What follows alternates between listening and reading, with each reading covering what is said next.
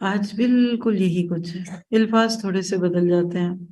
اس نے جواب دیا، میری قوم کے لوگوں ذرا بتاؤ تو، اگر میں اپنے رب کی طرف سے کسی مضبوط دلیل پر ہوا اور اس نے مجھے اپنے پاس کی رحمت عطا کی، اور پھر اگر میں نے اس کی نافرمانی کر دی تو کون ہے جو اس کے مقابلے میں میری مدد کرے؟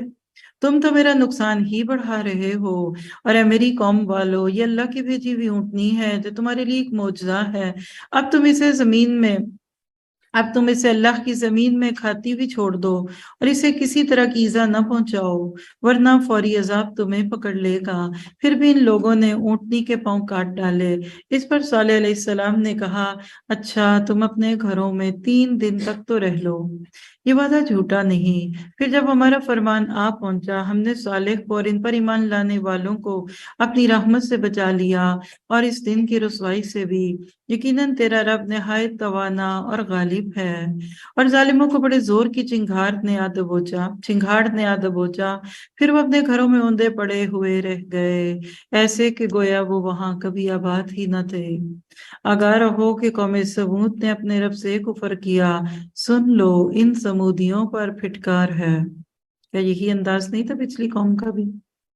کیا پتہ چلا کہ جب کوئی قوم اللہ کے نبی جس کو ڈائریکٹ لوگوں کی ہدایت کے لیے بھیجا ہوتا ہے اس کا انکار کرتی ہے تو پھر اللہ کو غضب آتا ہے۔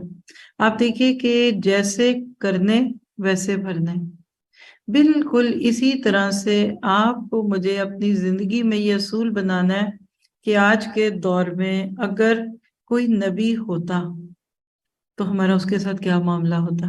آج امت مسلمہ اللہ کے نبی سے محبت کرتی ہے، اس میں کوئی شک نہیں ہے، دیر از نو ڈاؤٹ اباؤٹ دیٹ، لیکن عمل نہیں کرتی، مشن نہیں بناتی۔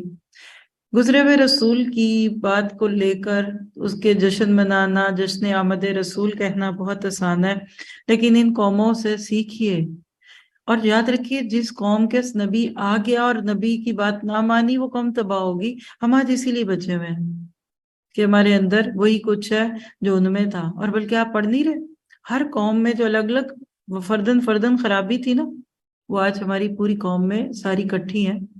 اگر اللہ کی وہی سنت حرکت میں آ جائے نا تو ہم تو طوفانوں میں بھی، سیلابوں میں بھی، زلزلوں میں بھی، چنگاڑوں میں بھی ختم کر آ چکے ہوتے، سب ختم ہوتا۔ لیکن چونکہ اللہ نے نبی کی امت کو آخر تک لے کے چلنا ہے اور اللہ کے نبی کی دعا ہے، پھر انہوں نے اونٹنی مانگی، ہم بھی مانگتے ہیں اللہ کوئی کام لے لے، اللہ کوئی نعمت دے دے، اللہ کو بڑا کام لے لے۔